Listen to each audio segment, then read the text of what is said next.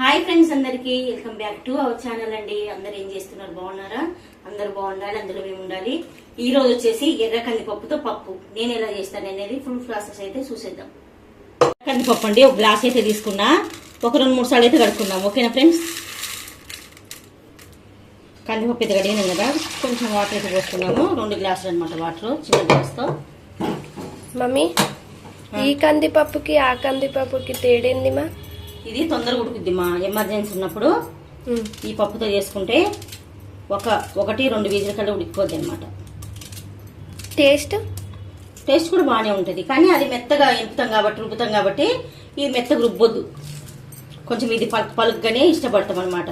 కొందరేమో మెత్తగా చేసుకుంటారు, మనమేమో కొంచెం పలుగ్గా ఉంటేనే బాగుంటుంది, టేస్టీగా ఉంటుంది.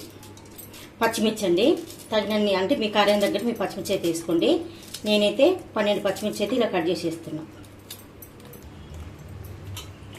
ఇప్పుడు టమాటా 3 ఈ సైజు, ఒకటి చిన్నది, 2 మీడియం సైజు,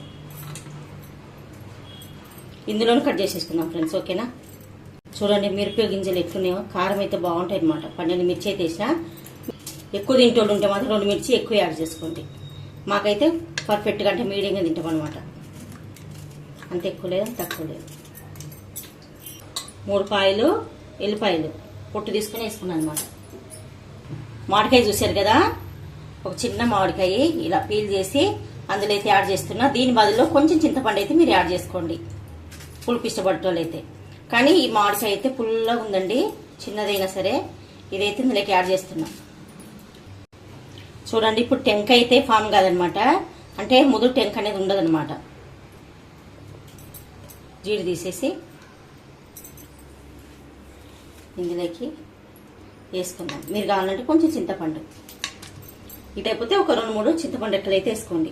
పసుపు, కొంచెం కారం, చిన్న స్పూన్తో, స్పూన్ కాకుండా కొంచెం తక్కువ కారం అయితే వేసిన. ఇప్పుడు కుక్కర్ మూత అయితే పెట్టుకుందామండి. 2 విజిల్ రాగానే బంద్ చేసుకుందాము. 2 విజిల్స్ అంతే. చూడండి 2 విజిల్స్ అయితే వచ్చినాయి అనమాట. 2 విజిల్ చూసిరు కదా, ఎత్త ఉడికిపోయింది. ఇంకా నేను ఇది రుబ్బేది ఏముంది, ఇంకా పోపు పెట్టడమే. చూసారు కదా, ఉప్పు వేద్దాం.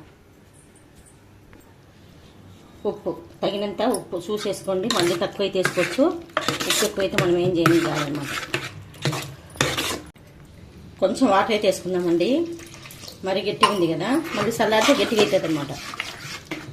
చాలు, ఇంత వాటర్ అయితే చాలు అన్నమాట.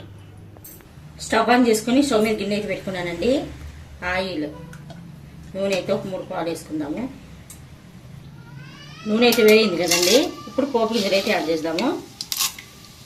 ఉల్లిగడ్డ ఇలా కచ్చపచ్చగా దంచుకొని వేసుకోవాలా. పచ్చిమిర్చి,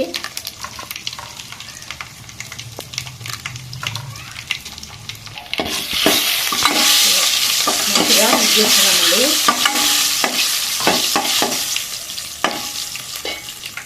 ఒక ఉల్లిగడ్డ అనమాట, మీడియం సైజ్ ఉల్లిగడ్డ ఇలా కట్ చేసుకున్నా. పప్పు ఉల్లిగడ్డ అంటే బాగుంటుంది.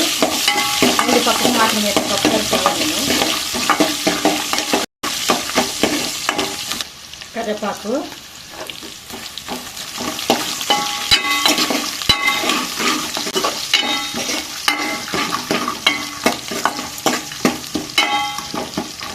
పోపు అయితే అయిపోయిందండి. పప్పు అయితే యాడ్ చేస్తుంది. ఇందులోకి పప్పు వేస్తుంది అనమాట.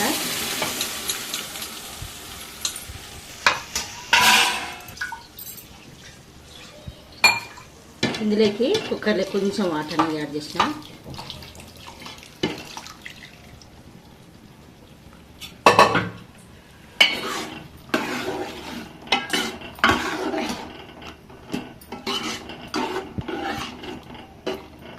కొంచెం కారం వేద్దాం. పప్పు ఎన్నమాట మూత పెట్టాలండి, స్మెల్ అనేది పోద్ది అనమాట బయటికి.